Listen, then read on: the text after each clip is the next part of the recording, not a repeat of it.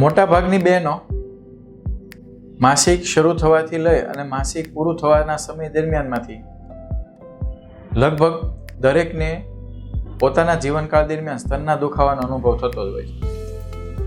પરંતુ તેમાંથી કેટલાક બહેનોને હળવો દુખાવો થતો હોય છે અને હોર્મોન્સને કારણે હોય છે, જે માસિકના દિવસો સિવાયના સમયમાં નથી હોતો. તો આવા દર્દીઓને સારવારની જરૂર નથી હોતી. પરંતુ કેટલાક દર્દીઓને ખૂબ જ વધારે પડતો દુખાવો થતો હોય, રોજબરોજના કામો કરવામાં પણ તકલીફ થતી હોય, અથવા આ દુખાવો અતિશય પીડાદાયક હોય, અથવા તેની સાથે કંઈ પણ અંદર સ્તનમાં કોઈ તકલીફ હોય. આવા દર્દીઓને ડૉક્ટરની સલાહની જરૂર પડી શકતી હોય છે, તેના નિદાનની જરૂર પડી શકે, તેમના સારવારની પણ જરૂર પડી શકતી હોય છે. તો આજે આપણે જાણીએ કે સ્તનના દુખાવાના કારણો શું હોય છે, તેમનું નિદાન કેવી રીતે કરી શકાય, તેમાં કેન્સર છે કે નહીં તેનું નિદાન કેવી રીતે કરી શકાય, અને તેની સારવારમાં શું શું કરવામાં આવે. નમસ્તે મિત્રો, હું doctor Hitesh Italiya, gynaecologist and IVF expert, Matuli IVF and woman care. સ્તનમાં દુખાવો થવો એ લગભગ દરેક સ્ત્રીને પોતાના જીવનકાળ દરમિયાન અનુભવ થતો હોય છે. સ્તનમાં દુખાવાના 3 પ્રકાર હોય છે અને ત્રણેયના નિદાનની પદ્ધતિ પણ અલગ હોય છે અને તેમની સારવાર પણ અલગ હોય. સૌથી પહેલું કહીએ તો સાયક્લિક માસ્ટેલેજિયા. આ સાયક્લિક માસ્ટેલેજિયા છે કે જેમાં સાયકલ પ્રમાણે સ્તનનો દુખાવો થતો હોય છે. એટલે કોઈ ચોક્કસ સમયે માસિકના દિવસો પ્રમાણે દુખાવાની અનુભવ દર્દીને થતો હોય છે. તેમાં ખાસ કરીને આ દુખાવો માસિક શરૂ થવાના 10 કે 12 દિવસ પહેલાં દુખાવો ધીમે ધીમે શરૂ થાય છે અને માસિક આવતાની પહેલાં ખૂબ જ અસહ્ય પીડા થતી હોય છે. અને જેવું જ માસિક આવી જાય એટલે દુખાવો એકદમ ધીમો થઈ જાય અને માસિક જતાની સાથે જ આ દુખાવો જતો રહેતો હોય છે. આ દુખાવો સામાન્ય રીતે 30 થી 40 વર્ષની ઉંમરની બહેનોને વધારે થતો હોય છે.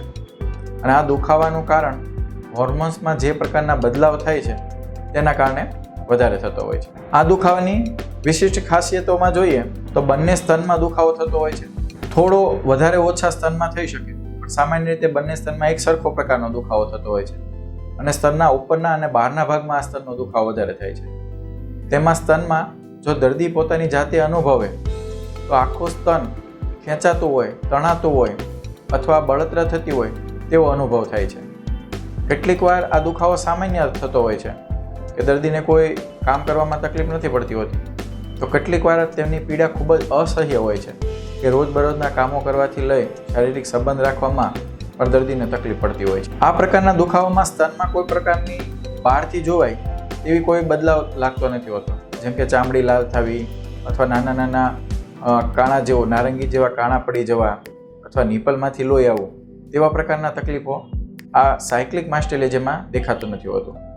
આ પ્રકારનો દુખાવો સામાન્ય રીતે પ્રેગ્નન્સીના શરૂઆતના 3 મહિનામાં કે જેમાં હોર્મોન્સના ફેરફાર થાય છે તેવા સમયગાળા દરમિયાન, કે જેમાં પ્રેગ્નન્સીમાં તેમજ માસિક જવાના છે એટલે પ્રી મેનોપોઝલ સમયમાં, અથવા નાની કુંવારી કન્યાઓને જેને માસિક હજુ શરૂ થયા છે તેવા દિવસોમાં અથવા માસિકના દિવસોમાં દુખાવો થવાની શક્યતા વધારે રહેતી હોય. આ સાયક્લિક માસ્ટેલેજિયા એ સાચે જ હોર્મોન્સને લીધે તકલીફને કારણે છે કે અન્ય કોઈ કારણોને લીધે છે, તેનું નિદાન કરવા માટે કઈ કઈ પદ્ધતિનો ઉપયોગ થાય છે. તો આ સાયક્લિક માસ્ટેલેજિયા હોર્મોન્સને કારણે છે તેના નિદાન કરવા માટે દર્દીએ આપેલી ડૉક્ટર દ્વારા જે સવાલો પૂછવામાં આવે, જેને હિસ્ટ્રી ટેકિંગ કહેવાય છે, તે સવાલોના જવાબ ખૂબ જ અગત્યના હોય છે.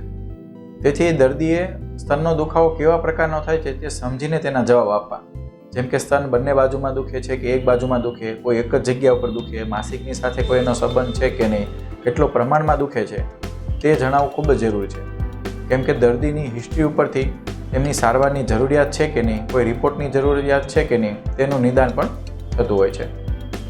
ત્યારબાદ બીજી પદ્ધતિ છે ફિઝિકલ એક્ઝામિનેશન. એટલે ડૉક્ટર દ્વારા હાથ દ્વારા જે તપાસ કરવામાં આવે છે તેમાં સ્તનમાં કોઈ પ્રકારની ગાંઠનો અનુભવ થાય છે કે નહીં, અથવા નિપલમાંથી કોઈ લોહી આવે અથવા કોઈ પ્રવાહી આવે છે કે નહીં, ચામડી ઉપર લાલ ચાંદા પડેલા છે અથવા નારંગી જેવા નાના નાના છિદ્રો થયા છે કે નહીં, અથવા બગલમાં કોઈ પ્રકારના લિમ્ફ નોડ છે કે નહીં.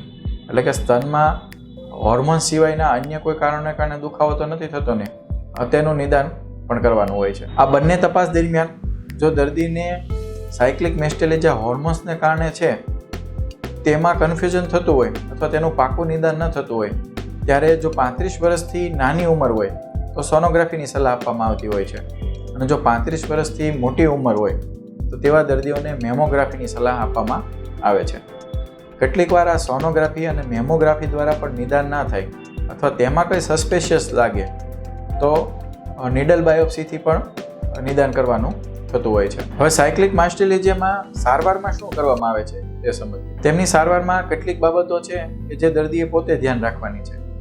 તેવી સારવારમાં ખાસ કરીને સ્તન, જે પણ બહેનોને સ્તનની સાઇઝ મોટી છે અને લબડતા રહે છે તેવા બહેનોએ ખાસ કરીને સ્પોટ બ્રાનો ઉપયોગ વધારે કરવો જોઈએ. અને સ્પોટ બ્રા પણ પોતાના સ્તનના આકાર અને કદ પ્રમાણે અથવા સાઇઝ પ્રમાણે હોવી ખૂબ જરૂરી છે કે જેનાથી સ્તન નીચે લબડતા નહીં રહે તો પણ સ્તનમાં સોજો ઓછો થવાની અને દુખાવા ઓછો થવાના 60% કેસોમાં રાહત થઈ જતી હોય છે. અન્ય સંભાળમાં સ્તન દબાય નહીં, જેમ કે પોતા મારતી વખતે અથવા કપડાં ધોતી વખતે સ્તન દબાવવાને કારણે તેમજ ઊંધા સૂવાની ટેવને કારણે પણ સ્તનનો દુખાવો થતો હોય છે. એવા પ્રકારની પ્રવૃત્તિઓથી અથવા એક્ટિવિટીથી દૂર રહેવું અથવા કેટલીક પ્રકારની કસરતો કરવાથી પણ સ્તનમાં દુખાવો થતો હોય છે. આવા પ્રકારની કસરતો પણ અવગણવી જોઈએ. અથવા સામાન્ય સ્તનનો દુખાવો થાય ત્યારે ગરમ પાણીનો અથવા બરફનો શેક કરવાથી પણ રાહત થતી હોય છે. સાયક્લિક માસ્ટેલેજિયાના દર્દીઓએ પોતે સંભાળ રાખવામાં તેના ખોરાકમાં પણ બદલાવ કરવાની જરૂર હોય છે. જેમ કે માસિકના 12-13 દિવસ પહેલાં જ નમકવાળું ઓછું લેવું, તીખું તળેલું એટલે કે કોલેસ્ટ્રોલવાળી વસ્તુનો ઉપયોગ ઓછો કરવો, ત્યારબાદ લીલા શાકભાજી, ફળોનો પૂરતા પ્રમાણમાં ઉપયોગ કરવો, તેમજ એન્ટીઓક્સિડન્ટ મળી રહે તેવા પ્રકારના સૂકા મેવા અથવા શાકભાજી, ફળોનો ઉપયોગ વધારે પ્રમાણમાં કરવો જોઈએ.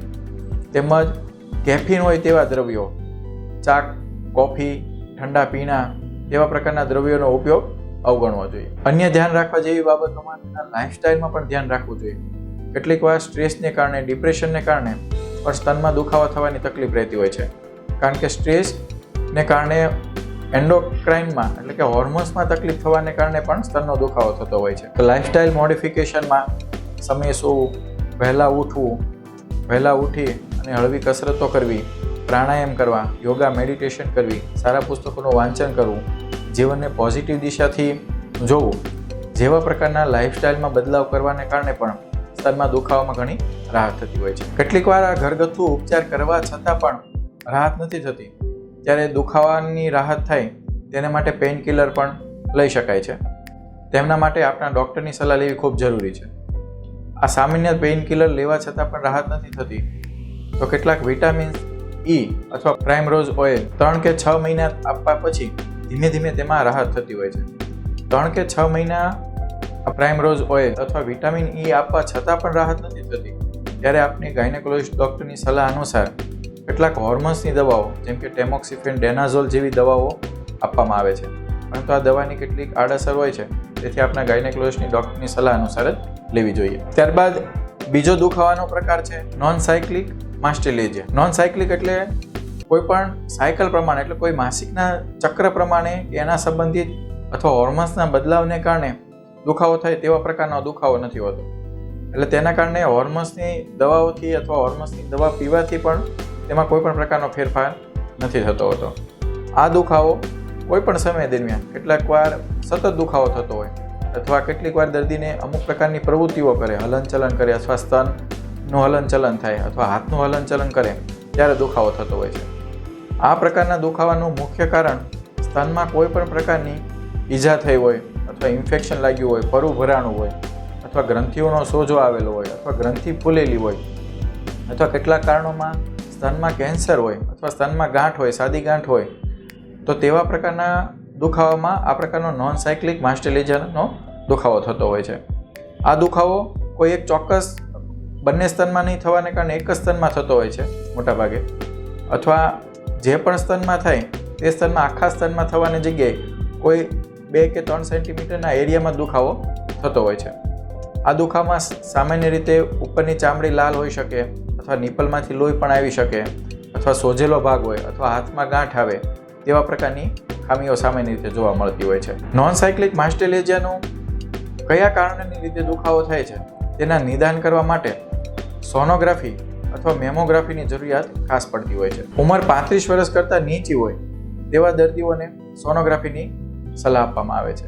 પરંતુ જેમની ઉંમર 35 વર્ષ કરતાં વધારે છે તેવા દર્દીઓને મેમોગ્રાફીની સલાહ આપવામાં આવે છે. કેટલાક દર્દીઓને સોનોગ્રાફી અથવા મેમોગ્રાફીમાં કંઈ ડાઉટ લાગે તો તેની નીડલ બાયોપ્સી કરવાની પણ સલાહ આપવામાં આવતી હોય છે અને તેનાથી શું કારણ છે તેનું નિદાન થતું હોય છે. આ નોન સાયક્લિક માસ્ટેલેજિયાના નિદાન કરવા માટે ડૉક્ટર દ્વારા તપાસની પણ ખાસ જરૂરિયાત હોય છે, કારણ કે નોન સાયક્લિક માસ્ટેલેજિયાનું મુખ્ય કારણ સ્તનમાં કોઈ પણ પ્રકારની ઈજા થઈ હોય અથવા સોજો થયો હોય, પરુ થયું હોય અથવા ગાંઠ હોય અથવા કેન્સર હોય તેવી શક્યતા હોય છે. તો તેમાં ડૉક્ટર દ્વારા તપાસ કરી અને સ્તનમાં કોઈ પણ પ્રકારની ગાંઠ છે કે નહીં, નિપલમાંથી લોહી અથવા પરુ આવે છે કે નહીં, અથવા પરુ ભરાયેલું છે કે નહીં, અથવા બગલમાં કોઈ પ્રકારની રસોળીઓ મોટી થઈ છે કે નહીં, તેની તપાસ કરાવવી ખૂબ જરૂરિયાત છે. અને આ તપાસ અનુસાર આગળ ડૉક્ટરને સોનોગ્રાફી અથવા મેમોગ્રાફીની જરૂર છે કે નહીં તેની સલાહ આપતા હોય છે. કેટલીક વાર તપાસથી જ ખ્યાલ પડી જાય કે આમાં વધારે પડતી કેન્સર થવાની સંભાવના છે, તેમાં સીધી બાયોપ્સી કરવાની પણ સલાહ દેવામાં આવતી હોય છે. આ નોન સાયક્લિક માસ્ટેલેજિયામાં નિદાન કરવા માટે કેટલીક વાર દર્દી દ્વારા સ્તનની જાતે તપાસ કરવામાં આવે તો પણ તેનું વહેલું સમયસર નિદાન પણ થઈ શકતું હોય છે અને કેન્સર જેવા ભયંકર રોગથી પણ દર્દીને બચાવી શકતા હોય છે.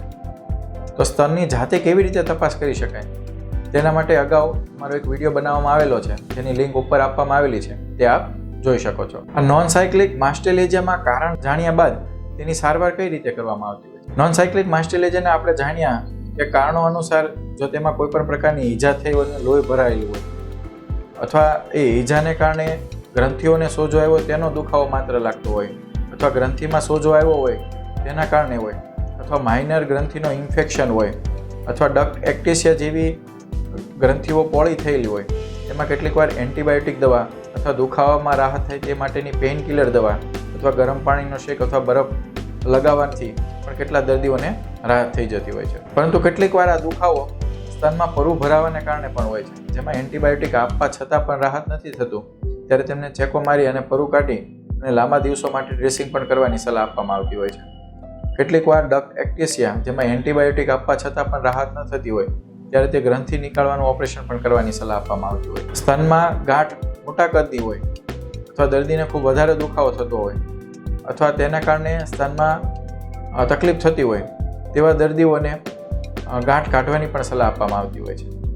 અથવા કેટલીક વાર આ ગાંઠ કેન્સરની છે તેવું નિદાન થાય તો કેન્સરને લગતી સર્જરી પણ કરવાની સલાહ આપવામાં આવતી હોય છે. ત્રીજા પ્રકારનો દુખાવો છે કે જેમાં દુખાવો તો સ્તનમાં થતો હોય તેવું લાગે છે, પરંતુ તેનું કારણ સ્તન સિવાયના અન્ય કઈ અંગોમાં હોય છે. તેમાં એ અંગમાં કોઈ પણ પ્રકારની તકલીફ થવાને કારણે દુખાવો રિફર થઈ અને સ્તનમાં થતો હોય છે. એટલે કે ચેતાતંતુ દ્વારા જે દુખાવાનું ટ્રાન્સમિશન થાય છે તેના કારણે આ દુખાવો સ્તનમાં થતો હોય તેવું લાગે છે. તેવા દુખાવામાં કેટલીક વાર એસિડિટી થાય તો તેના કારણે પણ દુખાવો સ્તનમાં થાય છે તેવું લાગે. ગોલબ્લેડરમાં પથરી હોય અથવા તેનું કોઈ ઇન્ફેક્શન સોજો હોય તો તેમાં પણ સ્તનમાં દુખાવો થાય તેવું લાગે. કેટલીક વાર શરદી ઉધરસને કારણે અથવા વધારે વજન ઉપાડવાને કારણે પાસળીઓમાં જે સોજો થાય છે તે સોજો પણ સ્તનમાં દુખતું હોય તેવું જ લાગે છે. તો આવા પ્રકારના દુખાવામાં તેના નિદાન અને તપાસ કર્યા બાદ આ દુખાવો અન્ય કોઈ અંગોમાંથી છે કે નહીં તેનો ખ્યાલ આવતો હોય છે. તો અન્ય કોઈ અંગોમાં છે તેનું નિદાન કરી અને તેની સારવાર કરવાથી, એટલે કે એસિડિટી છે તો એસિડિટીની સારવાર કરવાથી અથવા પિત્તાશયની પથરીની સારવાર કરવાથી કેટલીક વાર હાર્ટ એટેકમાં પણ સ્તનનો દુખાવો થતો હોય તેવી તકલીફ થતી હોય છે. તો તેવામાં પણ યોગ્ય નિદાન કરી અને સમયસર સારવાર કરવામાં આવે તો પણ દર્દીને દુખાવામાંથી જલ્દી રાહત થાય છે અને તેનું પરમેનન્ટ સોલ્યુશન પણ મળતું હોય છે. તો આજે આપણે જાણ્યું કે સ્તનનો દુખાવો એ કેટલીક વાર માત્ર સ્તન પૂરતો નથી હોતો અથવા દુખાવો એ માત્ર હોર્મોન્સમાં બદલાવને કારણે થાય એવું પણ નથી હોતું. કેટલીક વાર તેમાં પરુ ભરાવવું, ગાંઠ થવો અથવા માર લાગવો, કેટલીક વાર એસિડિટીને કારણે પણ સ્તનનો દુખાવો થતો હોય છે. તો તેનું ચોક્કસ નિદાન કરાવવું ખૂબ જ જરૂરી છે અને ગાયનેકોલોજી ડૉક્ટરની સલાહ લેવી પણ ખૂબ જરૂરી છે. સ્ત્રીરોગ, વંધ્યત્વ અને પ્રેગ્નન્સીને લગતા આવા જ વિડીયો માટે ફરી મળીશું. નારી સ્વસ્થ, ભારત સ્વસ્થ. નમસ્તે.